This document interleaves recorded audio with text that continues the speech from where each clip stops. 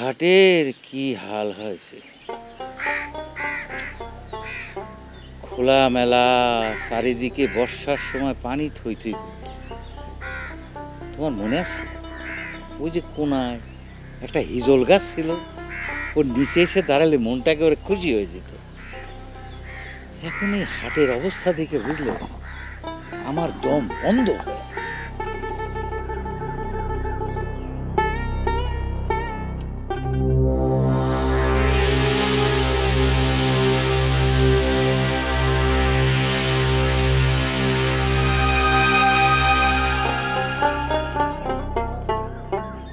আমার দুঃখ লাগে কি জানেন লিডার, মানুষজনের কোনো গুরুক্ষেপ নাই, কোনো বিষয়ে যেন তাকে কোনো কিছুতেই যায় আসে না। এটাই তো সমস্যা। আচ্ছা যাই হোক, শোনো মাস্টার, তোমার যে পরামর্শের কথাটা করছিলাম না, বিষয়টা হলো আমার মেহেরজা আমারে কয় হাট খোলাটা ডাইকে নেবার জন্য। তুমি কি কও? সে তো ভালো কথা, কেউ তো আর এর আগে আগায় আসে নাই। কিন্তু ট্যাপা করছিল কাজটা নাকি সহজ হবে না। আমিও কব কাজটা সহজ হবে না, কিন্তু কঠিনের ভয়ে বসে থাকলে তো দেশটা স্বাধীন হইতো না। আমিও কব আপনি আগা, এই হাট খোলাটা রাহুমুক্ত করা উচিত, তা না হলে হাট খোলার কোনো স্মৃতিচিহ্ন হয়ে থাকবে না, সব ধ্বংস হয়ে যাচ্ছে।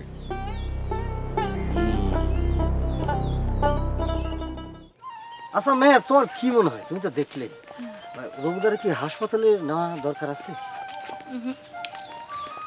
আমার সন্দেহ হচ্ছে রঘুদা আসলে বৃষ্টির কিছু খায় নাই। তাহলে পরে কি আমাদের সাথে সিটারি করলো নাকি? সিটারি করছে কিনা তা তো আর কবে পাবো না। আসলে যদি সত্যি সত্যি বৃষ্টিস খাতো তাহলে পরে এতক্ষণ বাঁচার কথা না। তাতে বড় কথা হচ্ছে তার মুখে কিন্তু বিষের কোনো গন্ধ টন্ধ নাই। ওরে তাই তো, আমি তো টেনশনের মধ্যে ছিলাম, আমি অবশ্য খেয়াল করিনি। হ্যাঁ, গন্ধ তো পেলাম না। যাকে এই কথাটা সাবিত্রী বৌদি করানোর দরকার নেই। এই উসিলায় তো দুজনের ভিতরে মিলমিশটা হয়ে গেছে। হ্যাঁ, এটা অবশ্য ঠিক করেছে, এটা অবশ্য ঠিক করেছে। আমার মনে হয় রঘুদা ওই মিলমিশ হওয়ার জন্যই একটা ভং ধরেছিল। অবশ্য ভঙের আইডিয়াটা আমি দিয়েছি, কিন্তু মানে হাট খোলায় যখন মাথা করে পড়ে গিয়েছিল না, তখন আমি তো ধরে নিয়ে আসছিলাম। তুমি আসছিলে সবচেয়ে বড় সিটার। বাহ বাহ বাহ বান্ধবী, very bad and very sad. Seater জানার পরও আপনি একটা চিহ্নিত বিশেষ ক্রিমিনালের সাথে করে নিয়ে স্থান কাল পাত্র জ্ঞান সাইডে ঘুরে বেড়াচ্ছেন। এগুলো দেখার পর আমার মনে হচ্ছে কি সত্যি সমাজটা কোন দিকে যায় ঠিকলো। আচ্ছা, আপনি কি বক্তৃতা দিলেন নাকি কবিতা আবৃত্তি করলেন ঠিক বুঝতে পারলাম না। Shut up! You stop your mouth and brain side. আমি যেটা কয়েছি পকেট মার, সেটা আমার বান্ধবী ঠিক বুঝবার পেরেছে। তোর সঙ্গে আমার কথা হবে সেটা হচ্ছে রিমান্ডে নেওয়ার পর। রিমান্ডে তো আপনাকে নেওয়া লাগবে জন্টু ভাই। আমার কি অপরাধ বান্ধবী, আমি কি জানতে পারি? এই যে আপনাকে কওয়া সত্ত্বেও আপনি যে আমাক বান্ধবীকে উত্তক্ত করতেছেন এই কেসে। না, সে পারলাম না বান্ধবী। আপনাকে একটা কথা কয়ে দিই বান্ধবী, আপনি যদি মনে করেন আমার বিরুদ্ধে হাইকোর্টে চলে যান, এখন সেই কোর্ট থেকে যদি রায় চলে আসে আমার যাবজ্জীবন অথবা রিমান্ড, তারপরও কিন্তু আমি আপনার বান্ধবীকে ডাকবো। সাবধানে কথা কবেন জন্টু সাহেব। এই বান্ধবী কর অপরাধে কিন্তু আপনার ঘর থেকে বাইর করে দেওয়া হয়েছিল, সাথে একটা ওয়ার্নিংও দেওয়া হয়েছিল। পরবর্তীতে আপনাকে বাড়ি থেকে বাইর করে দেওয়া হবে, বুঝতে পারছেন? চলো আসো। আকাশের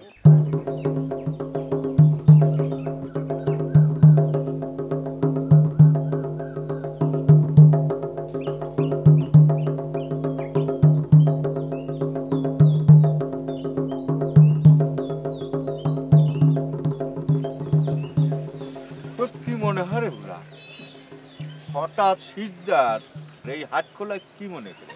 আমার মনে কয় হাট খোলার রেকি করবে রাইছে, উদ্দেশ্যটা কিছু আছে। মাস্টারের সাথে বসে ষড়যন্ত্র করতেছে না? মাস্টারের খুব পাখা গজা গেছে। বোঝো না কে, সুখে থাকতেই ভূতে কিলে। মাস্টারের হিসাব আমি পরে করতেছি। তুই শিকদারের গতিবিধির উপর নজর রাখিস, ওর মতলবটা জানা কিন্তু খুবই জরুরি। মাস্টার আবার সেদিন করছিল এই হাট খোলা নাকি নতুন ডাকের দিন কাছা গেছে। কিন্তু এটা মাস্টার জানলো কেবা করে? এটা তো আমারও কোশ্চেন। আবার করছিল গণেশ নাকি উল্টে যাবে পারে। শিখদের কি হাট খোলা বাজার ডাক নিবি না তো? হ্যাঁ, তুই পয়েন্টটা খুব ভালো ধরেছ রে বলা, কিন্তু এই বুকা জনগণ জানে না যে হাসেম থাকতে এই হাটকলার দখল কেউ নিবার পারবে না। শুধু মাঝখান দিয়ে কতগুলো লাশ পড়বে, লাশ। যাক, তুই এদিকটা একটু ভালোভাবে নজর রাখ, আর আমি বাকিটা দেখতেছি।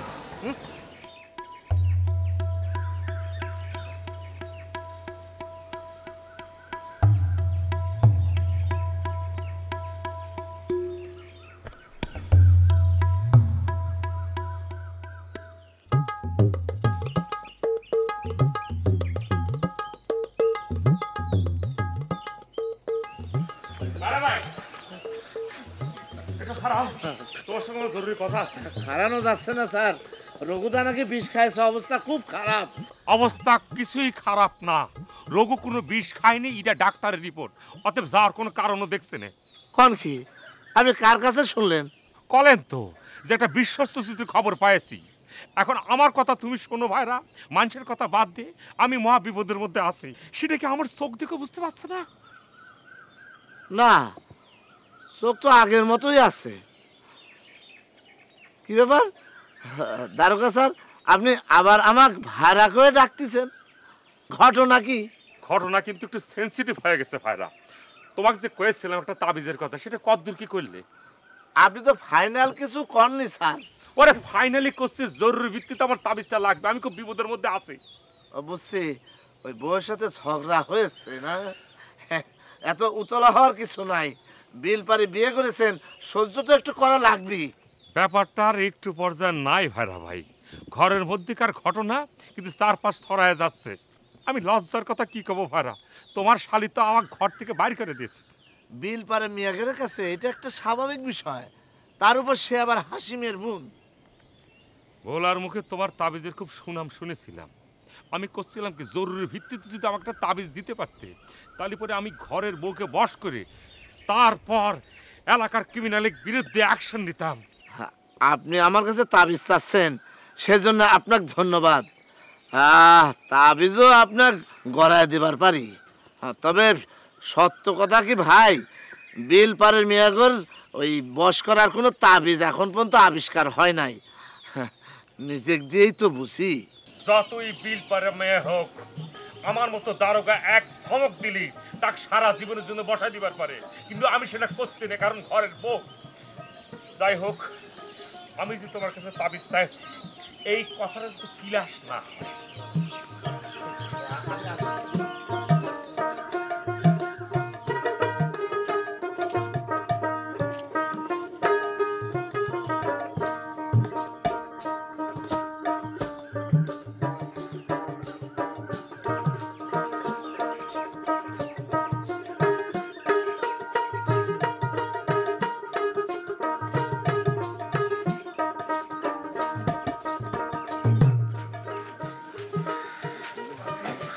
আসসালামু আলাইকুম খালুজান। আপনি হঠাৎ করে এই হাট খোলায়? এত আশ্চর্য হচ্ছে কেন হাসি? আমার কি হাট খোলায় আসা নিষেধ নাই? আচ্ছা খালুজান, আসেন তো, বসে বসে কথা বলি।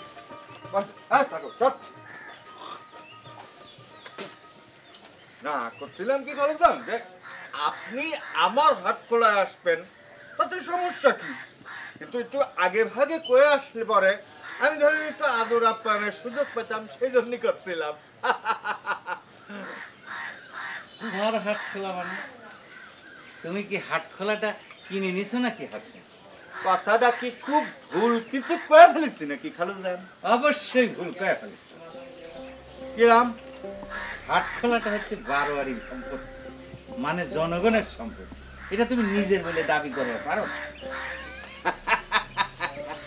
খালুজান, এই দেশটা যদি আপনি আপনার নিজের দেশ বলে দাবি করবার পারেন, তা আমি কেন এই হাটটা নিজের হাট বলে দাবি করবার পারবো না?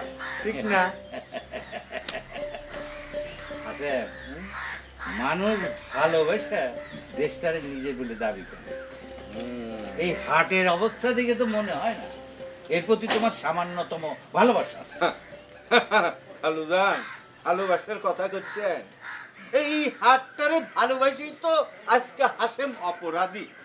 যাক, এসব কথা বাদ দেন খালুজান, আপনি চলেন। আপনাকে আমি সামান্য একটু আপ্যায়নের সুযোগ দেন, আমার একটু দুধ চা খাওয়াই, সাথে সর দেবেন, মালাই চিনি ঢেলে দেবেন, করে খাতে পারবেন না। চলেন খালুজান, চলেন। থাক, অনেক ধন্যবাদ, চলো। তাহলে যাবেন না? মাস্টারও কি যাচ্ছেন নাকি খালুজানের সাথে? না, এমনি করছিলাম জানার জন্য। জান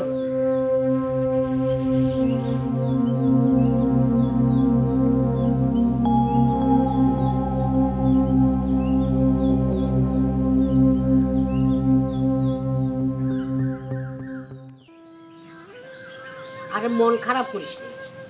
আর শুন যাবে, তুই জামাইয়ের সাথে তো রাগারাগি করিস নি। হাজার হোক সে একজন অফিসার মানুষ। অফিসার জামাই হলি যে যখন যা তার সাথে যা খুশি করবে, এই লাইসেন্স তারা দিছে কিনা? আর শোনা কথা তো অস্থির হইস না তো। শোনা কথা হবে কিসের জন্য? আমি নিজের কানে শুনলাম হাসেম ভাই কল তোমার জামাইয়ের নাকি নাকি কেস হচ্ছে। তুই কি ছোট মানুষ, মাথায় বুদ্ধি নেই? ওই শিকদারের বেটিরও বাড়াবাড়ি আছে, বুঝেছিস? সে এক হাতে তালি বাজে না। আরে বান্ধবী কয়া ডাকলে কেস করা লাগবি? হ্যাঁ, বাহ, তুমি তো দেখে একেবারে জামার পক্ষে একদম খাড়া হয়ে দাঁড়াই গেলে। তো জামাইয়ের পক্ষে খারাপ হবো না তো ওই শিকদারের বেটির পক্ষে খারাপ হবো? তোর বাপের আমল থেকে ওই শিকদারদের সাথে আমাকে বাদাবাদি, এখন মিথ্যে মিথ্যে কথা কয়ে ওই জামাইয়ের অপমান করার চেষ্টা করতেছে। এটা বুঝিস নে? অপমান করার চেষ্টা করতেছে তোমার অফিসার জামাই, সেটা বুঝতে পারতেছে না? শোনো, তুমি তোমার ওই অফিসার জামাইরা তো দুয়া তুলসী পাতা মনে করো না। আমার মনে হয় কি জানো, তোমার কোনো জায়গায় ভুল হচ্ছে। লোকজন কি বলতেছে শুনতেছো? লোকজন বলতেছে তোমার ওই অফিসার জামাই মেহেরজানকে বিয়ে করার জন্য শিকদারের পা ধরছিল। আরে মানুষের কথা ধরতে নাই, মানুষের কথা ধরিস কে? শোনে, আমি কই কি, জামাই যখন চাকরিটা ফিরে পাইছে তাক ক তোকে নিয়ে এখান থেকে চলে যাই। এই গিরামে থাকলে খামাখা ক্যাসাল হবি। তোমার জামাই তো কিছুই করে না, কবে জয়নিং, কোনে পোস্টিং, আমার এসব কিছুই করে না। আরো কি কয় জানো, আমারে নাকি নিয়ে যাবে না। ও আল্লাহ, এটা তুই কি কথা শোনালি রে জবেদা? ঠিক কথাই শুনাইছি। বোঝো এবার তোমার জামাই কেমন। যাও যাও, জামাইয়ের সঙ্গে আবার দাঁড়াও, জামাইয়ের পক্ষে খাড়া হয়ে দাঁড়াও, যাও। কত কিছু শুনবা।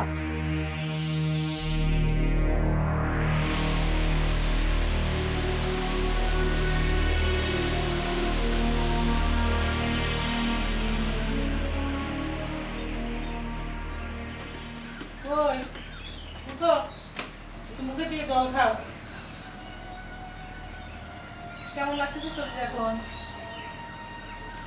বিষ কোনে পাওয়া হয়েছিল? খবর না, টাকা অনেকে বিষের অভাব আছে নাকি? না তাও ওষুধ তো মেলা টাকা, ওই কথায় এক টাকা নাই পেতে একদিনের পয়সা না থাকে। বিষ কিনে খাওয়ার পয়সা ঠিকই আছে, সেটা আমি জানি। আমার এত কথা কওয়া লাগবে না।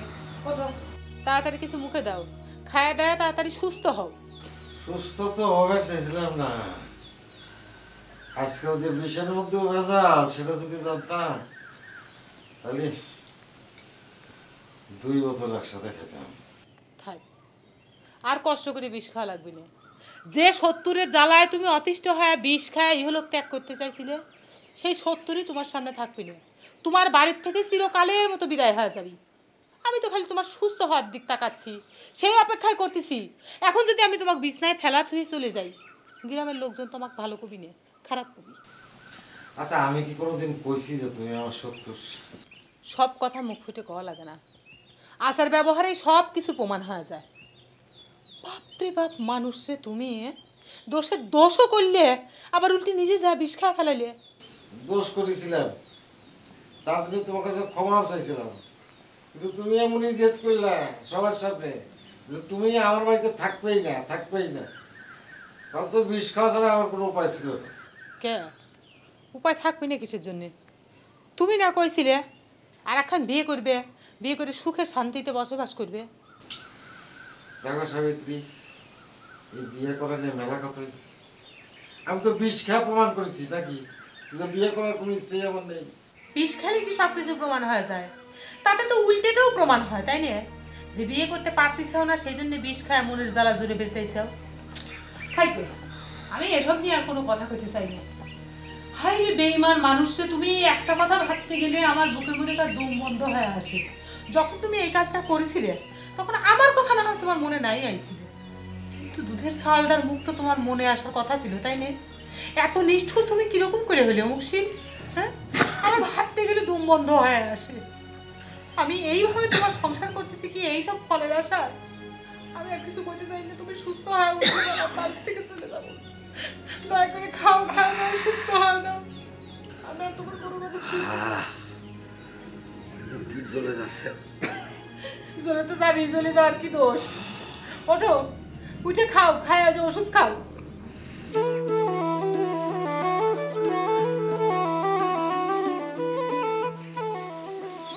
চাচি আসসালামু আলাইকুম। আলাইকুম সালাম। জামাইয়ের চাকরি ফেরত পাওয়ার খাওয়া কিন্তু এখনো পাইলাম না। কেন বাবা, যে চাকরি ফিরে পাইছে তার সঙ্গে তো সারাদিন সোনা বাইনে ঘুরে বেড়াস, তা সে তো খাওয়া না কেজি তুই করতে পারিস না। স্যারের কথা করছেন চাচি, ও কথা আর কয়েন। চাকরি ফিরে পাওয়ার সিটি পাওয়ার পর থেকে স্যারের চেহারা কিরকম জানি নরম মারিয়ে গেছে। কি বাড়ির তো যতক্ষণ থাকে ততক্ষণ না হট টেম্পার হয়ে থাকে।